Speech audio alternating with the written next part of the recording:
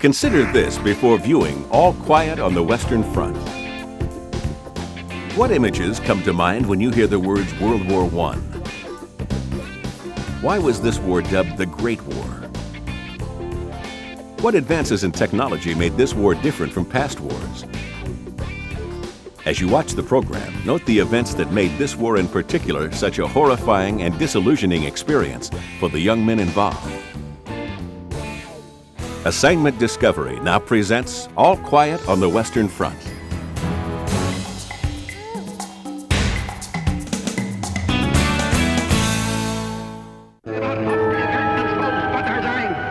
On the day before Hitler became Chancellor of Germany in 1933, the German writer Erich Maria Remarque headed across the border to Switzerland, fearful for his life. A few months later, he listened on the radio as his first novel went up in flames. His little book had aroused the destructive fury of this century's most notorious military regime. Why would the story of one soldier matter so much?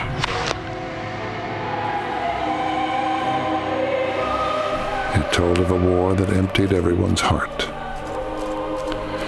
In what has become the anti-war book of our time, Remarque shows us the tragic irony behind the words of a wartime report. All quiet on the Western Front.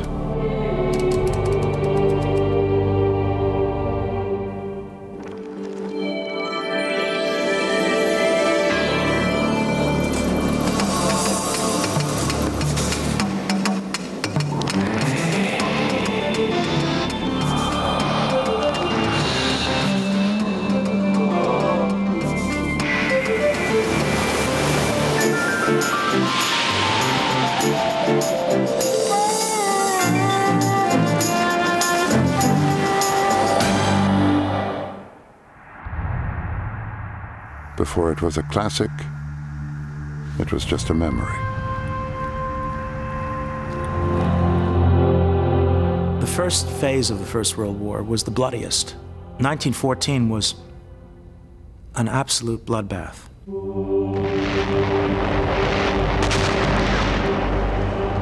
German, French, and British armies clashed like crazy giants in the battlefield of France. Entire companies were sometimes wiped out in one day's battle. Remarque went off to war, and his life changed forever. The Great War changed the lives of everybody it touched. From his experience burst forth the character of Paul Baumer, an image of youth and innocence. All Quiet on the Western Front has the simplest of plots. It drops us into a world of death and dying. This simple story has been called the greatest anti-war novel ever written. It is a mythological novel because it describes senseless dying more simply and more completely than any novel I've ever read. Remarque was only 18 when he was drafted. He was eager to serve. Every country began the war in a burst of patriotism, sending their sons off to fight. You are our iron youth. You will all respond. The entire class will go as one man to serve the fatherland. Remarque tells the story through the eyes of a young German student, Paul Baumer. In the 1979 movie, we see Paul swept up by the war. He has no idea what lies ahead. It's the custom to assign one old hand to every new platoon. The reality is brought home by an older veteran, Cat. He tells them what they really need to know. In training camp, they fill you full of fancy information on how to be a soldier. We're going to work hard to forget all that. The young men have been sent out straight from high school into battle. They have been betrayed, tricked, if you like, by their teachers, by their parents. They were sent out into this totally strange, alien environment, and they learn very quickly indeed that everything they've learned so far has been meaningless. They were supposed to be the ones who would help us 18-year-olds to make the transition, who would guide us into adult life. We believed in them. Our first experience of heavy artillery fire showed us our mistake, and the view of life that their teaching had given us fell to pieces under that bombardment. Paul and his comrades soon realize there is nothing heroic about war. They are trapped in a nightmare. Front is a cage, and you have to wait nervously in it for whatever happens to you. Here we lie under a crisscross of shell trajectories, and we live in the tension of uncertainty. Chance is hovering over us. If there is a shot, all I can do is duck. Every soldier owes the fact that he is still alive to 1,000 lucky chances and nothing else. Paul on one occasion tells a story about talking to some people, moving away to another group. The first group are bombed, or shelled rather, and killed. Then he goes back, and the second group are killed. And it's pure chance that he's standing a little way away on each occasion. Knowing how slim their chances of survival were, soldiers waited in dread for the orders to leave their trenches and charge over the top. Men are going down by the tens of thousands, and Paul's comrades are amongst them. His childhood friend, Franz Kemmerich, is hit, but they manage to rescue him. Paul finds Kemmerich in the hospital. He is fading in front of his eyes. I wanted to be a forester once. Once you get over the operation? I don't think so. Don't talk nonsense. He says he's 19 years old. He's dying. He doesn't want to die. Don't let him die. And then when he does die, he says, the whole world should be led past this bed. And this, of course, is what Remarque has done.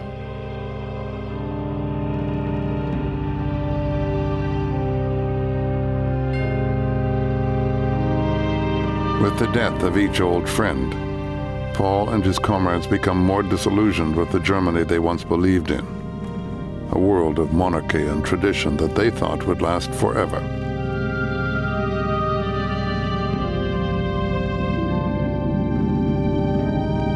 While they went on writing and making speeches, we saw field hospitals and men dying. While they preached the service of the state as the greatest thing, we already knew that the fear of death is even greater. Now we were able to distinguish things clearly. All at once, our eyes had been opened, and we saw there was nothing left of their world. Suddenly, we found ourselves horribly alone.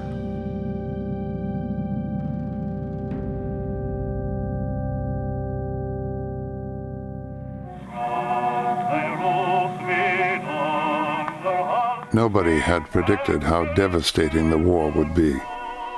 Germany had begun the 20th century on a note of hope and pride. At the turn of the century, Germany was at the forefront of the Industrial Revolution, and it was all visible in Berlin. Berlin was a small city in 1900. It was a very big city in 1914. This kind of industrial growth created a mass working class in the Kaiser's backyard. Industrialization was changing Remarque's world dramatically. But as a child, he knew nothing of this. He grew up in the small provincial town of Osnabrück. He was raised Catholic in a strict household. But Remarque was not a typical child. He had artistic talents that his parents did not understand. At the age of 12, Remarque wrote so well that one of his teachers accused him of plagiarizing. When Remarque turned 17, he finally found acceptance, the Dream Circle, a youthful group that discussed art, literature, and nature. But this was his last chance to be a romantic young man with dreams. His country was gearing for war.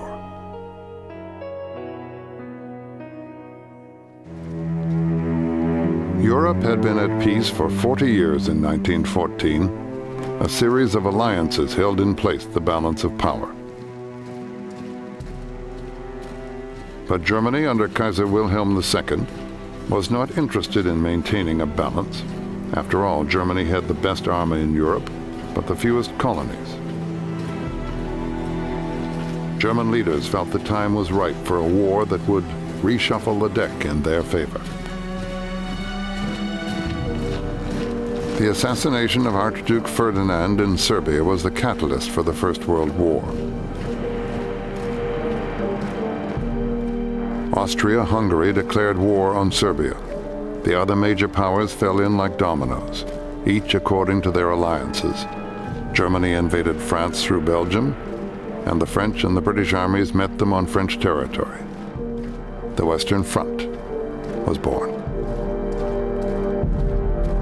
The Great War was total war. It wasn't human. It was something bigger than humanity and escaped from human control. Another way to put it is that the machinery of war expanded much more rapidly than did the capacity of human beings to control it. It got out of control.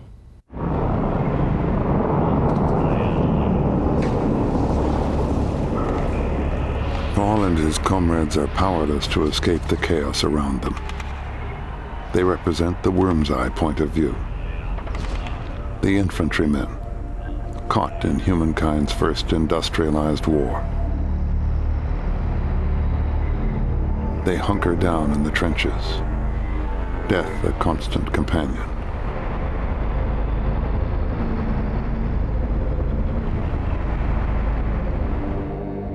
Paul is drained by his time at the front.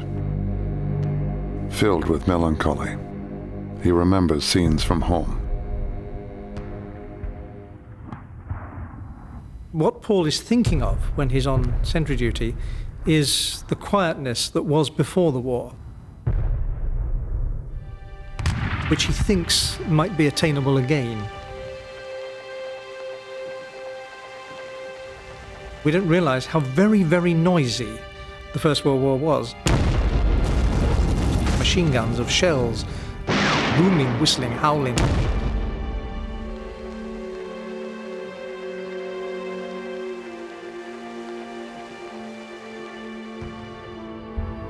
He is reminded of things of his youth, which do indeed help him to keep his sanity.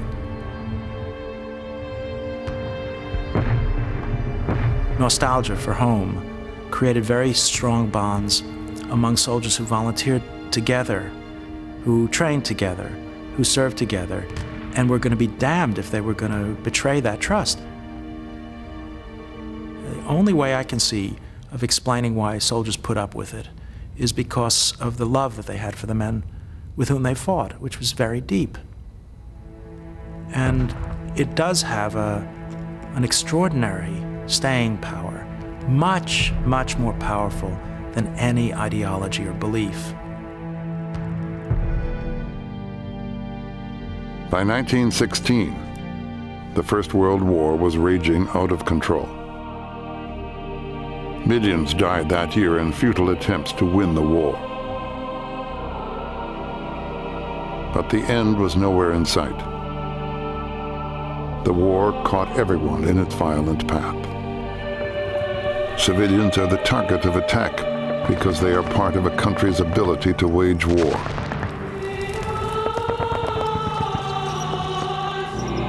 The First World War was the world's first total war. And the reason why total war happens is because it is industrialized warfare. And that makes it a legitimate claim that a railwayman or a factory worker or a woman who's screwing on the fuse onto a shell is a legitimate target of war. That chain of production is what industrialized war is all about.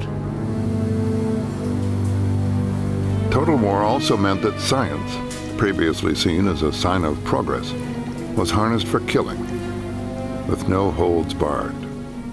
This was the sorry beginning of chemical warfare. And it gave the infantrymen another nightmarish way to die.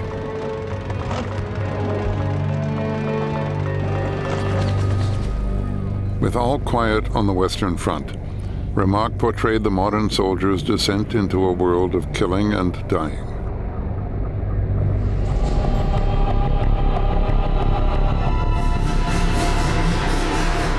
The return from such dark places is not an easy journey. Paul finds that his descent into madness has made ordinary life strange. The main point about his visit home is the lack of comprehension that people at home have for his experience.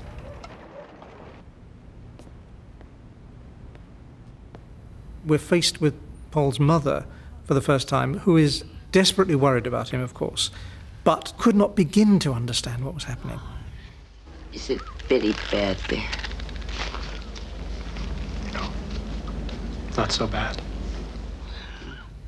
He meets a lot of school teachers, older men, who praise him and say, yes, you know, young hero, and buy him drinks, but tell him that they've just got to beat the Frenchman and roll up the line, that's all you have to do, as if it were as easy as that. They don't understand either.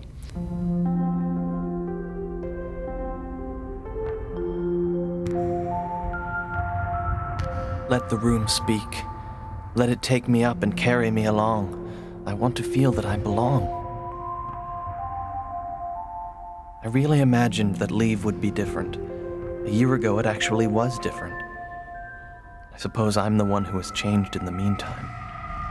A great gulf has opened up between then and now. Paul is part of the lost generation. Remarque believed that the First World War destroyed a generation of young men, making it impossible for them to find peace.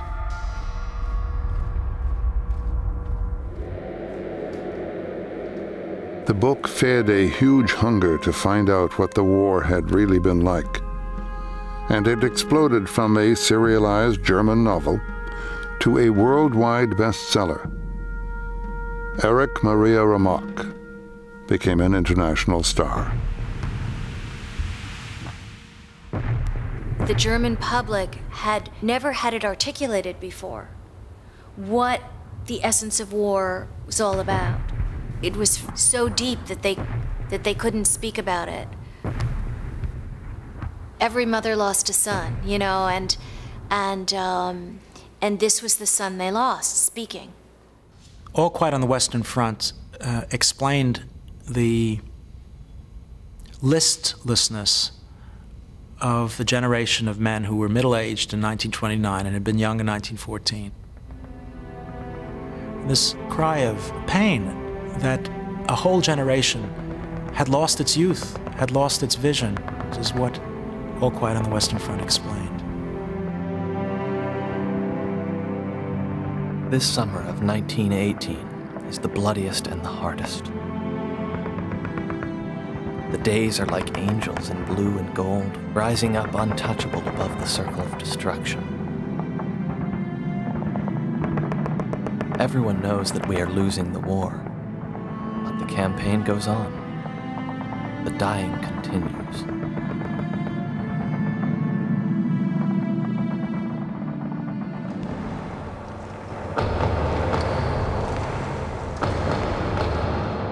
The novel takes us into the last days of the war. Paul's best friend, Kat, is hit in the shin.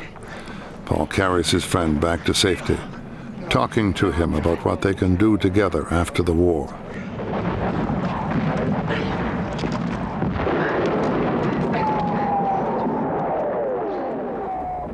On the way, a random bit of shrapnel, completely random, hits Kat, and by the time they reach the clearing station, Kat is already dead.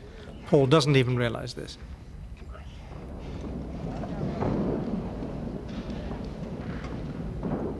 It's a very important scene. The basic irony that here's this man who's survived through everything and is killed completely stupidly.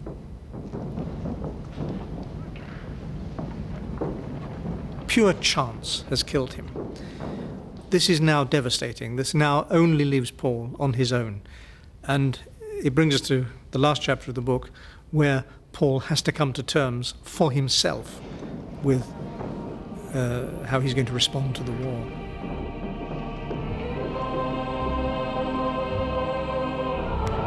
I am very calm. Let the months come and the years. They'll take nothing more from me. They can take nothing more from me. I am so alone and so devoid of any hope that I can confront them without fear. Life, which carried me through these years, is still there in my hands and in my eyes.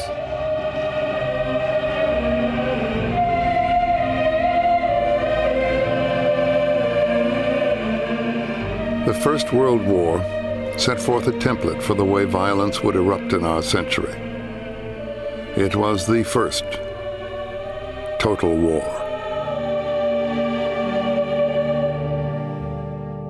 All Quiet on the Western Front makes the human story behind the war unforgettable. The book makes us care about this one soldier. We experience the war through the eyes of Paul Baumer, and through him, we come to understand the tragedy of war.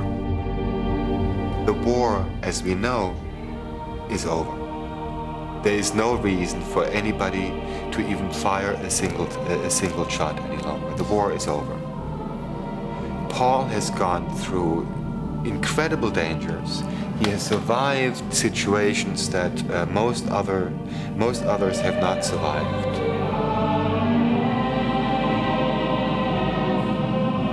We would expect for him to be the one who can pass on what the war was really all about. It's a single shot, nobody even hears it, nobody even notices it.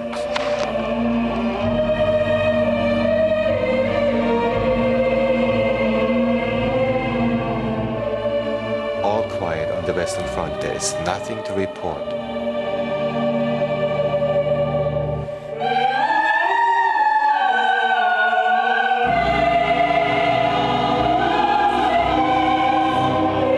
Keep watching. Follow-up questions, activities, and resources for All Quiet on the Western Front are up next on Assignment Discovery.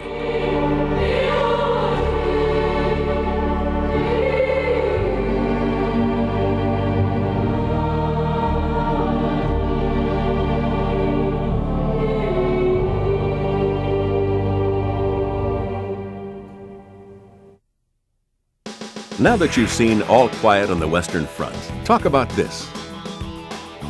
In many ways, Remarque's personal experience reflects that of an entire generation. Discuss how World War I affected the lives, hopes, and dreams of many. How might your outlook on life have shifted if you were a soldier during the Great War? Now try this. Write a short story in the style of Remarque about a World War I soldier. Describe the soldier's thoughts on battle, losing friends, and coping with the many challenges of living through wartime. Log on to discoveryschool.com for curriculum materials and resources to support All Quiet on the Western Front. To learn more, Assignment Discovery suggests End of Innocence, edited by Time Life Books.